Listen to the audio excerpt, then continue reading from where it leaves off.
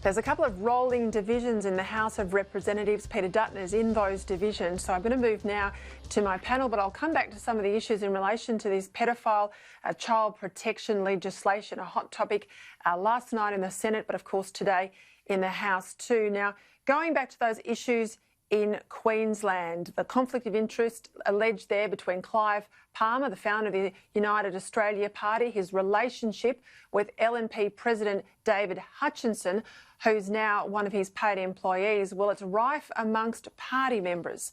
Let's bring in my panel now. Social commentator Prue McSween joins from Sydney, and former Queensland Premier Campbell Newman is with us from Brisbane. I'll go on to other things. I don't want to labour the point here, Campbell, but way back when you were Premier, according to Supreme Court documents, Clive Palmer allegedly said, I paid a lot of money to get you guys elected and I have a lot more money to come in the future, basically, provided you all do the right thing. Now, you famously stood up to him when he was, when you were Premier and he was still connected to the Palmer United Party.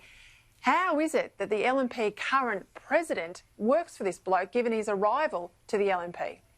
Well, Peter, the first thing I should say is it's not an appropriate arrangement, but it's not news. This has been out there for many months. And more the issue I'd like to raise this evening, by the way, I've told Hutchinson, who I know well, my views, but why have Deb Frecklington and the LNP hierarchy and the parliamentary team chosen to actually launch thermonuclear war with their own party? Because it's not just Hutchinson, but it's also figures like former State President Bruce McIver, who was instrumental in creating the LNP and, by the way, getting people like Deb Frecklington and Tim Mander elected. Look, it's not going to help Deb Frecklington to have that war. She is the one running to be Premier and trying to get more people elected. And the people I've just mentioned, well, they don't have to actually get elected in October this year. So my advice to the LNP parliamentary team is focus on the main game, get out there and demonstrate that you're behind Deb Frecklington, articulate an agenda that is positive and exciting for Queenslanders and win their vote. Don't just expect that you'll coast into government.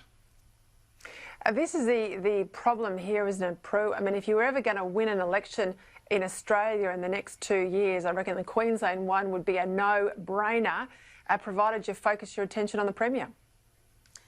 Yes, you're 100% right. But the problem is we're facing now personality politics.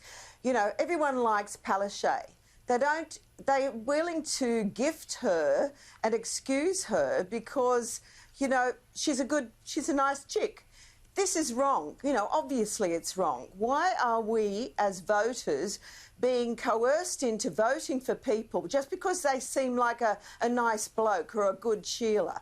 You know, it's time to actually analyse what's going on. What are they delivering?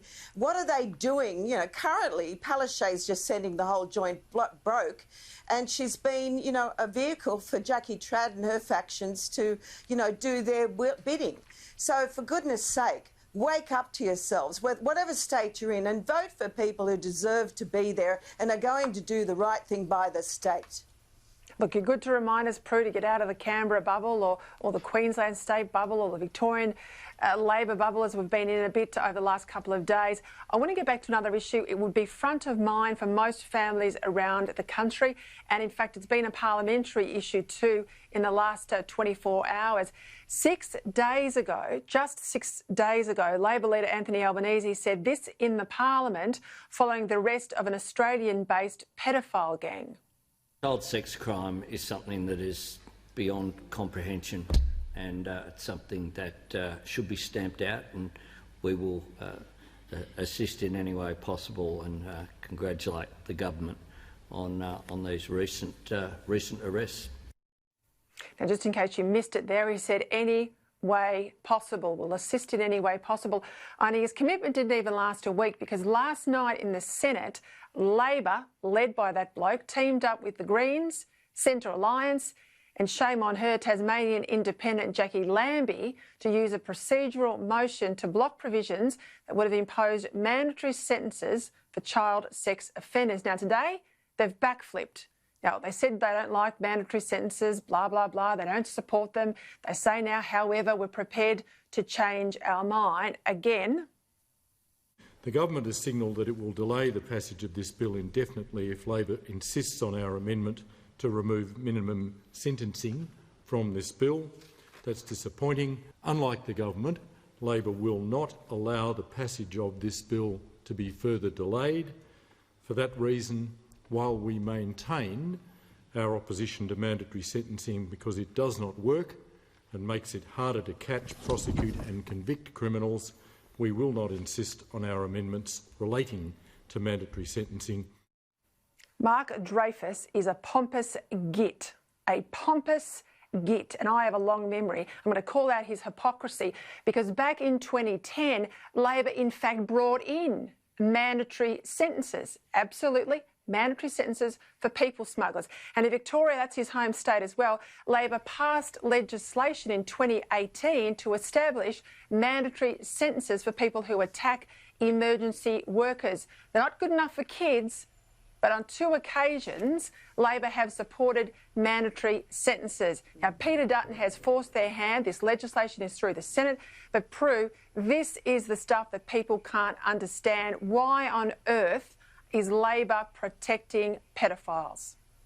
One would question it. I mean, what is it with them and pedophiles? We've seen Milton Orkopoulos with new charges. You know, why would you go soft? Labor's in real trouble and on the nose currently. Why the hell would they try and stand in the way of this bill? You know, it just defies logic. You know, I know Albanese is trying to grandstand and make himself significant because he's been left out of the national cabinet and he hasn't got many, you know, political plays. But for God's sake, where's the man's radar? Nobody would agree with what they've done. It's interesting, Campbell Newman, of predators charged and convicted of a Commonwealth child sex offence, 39% of them never see the inside of a jail, which is why Peter Dutton says the Parliament needs these mandatory sentences because the judges are soft. Allied to that, Peter Dutton wanted to introduce, and obviously it's a Morrison government initiative, a national child sex offender register. He wants one of these. It's been heavily supported by people like Hetty Johnson and Braveheart and others. It's still part of the federal government's agenda, but there's a lot of states going a bit slow on this. Now, surely, given the arrest last week of a very sophisticated child sex ring here in Australia, there is no borders when it comes to this behaviour, particularly, you know, moving around on the internet as it does. Surely we've got to get this done. Look, it transcends borders and state issues. And the initiatives that you've just spoken about need to be backed 100%. The trouble with Labor as a party is they have been infected by, you know, the views of the left or the more extreme left over recent years. And that's why they're doing so badly, by the way, in federal elections, because I think people get that.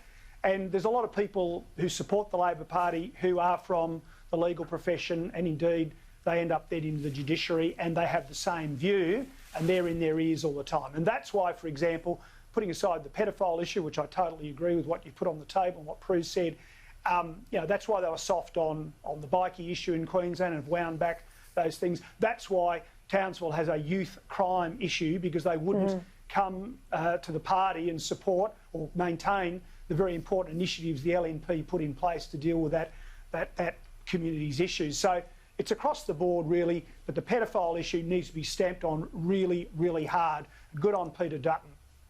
Yeah, look, and I say to people at home, if you live in a seat that has a Labor member of Parliament, state or federal, please pick up the phone tomorrow and force their hand, because this legislation in relation to the National Register is there, ready to go. We just need the states and territories to adopt it. I want to go through to this issue, the Captain Cook statues. It's all over Australia now. In Cairns, there's a move for the local council to remove the iconic statue on Sheridan Street. 15,000 people are said to have signed a petition. They want it moved, even though it's on private property. This is not the only one. In Melbourne, the Yarra Council is considering consulting with the Aboriginal community, the local Aboriginal community, to remove another statue. This one's in the Edinburgh Gardens. Now, overwhelmingly, I put this question on my Facebook page last week. People do not want statues removed. What's your thoughts? Well, you know, they're just symbolic gestures by ignoramuses, as far as I'm concerned, who don't know history. Look, I'm all for maybe putting some statues up, more statues up of Indigenous, you know, leaders, elders who have, you know, made some significant contribution. We already have Bennelong, Barangaroo. We've got so many monuments. We have Sorry Day. We've got Reconciliation Week. But they're all sidebar issues. The issue is we spend something like $30 billion on trying to fix the Indigenous problem. The problem is it ain't working. We still have domestic violence, child abuse. We have disgusting health conditions, no water in some communities.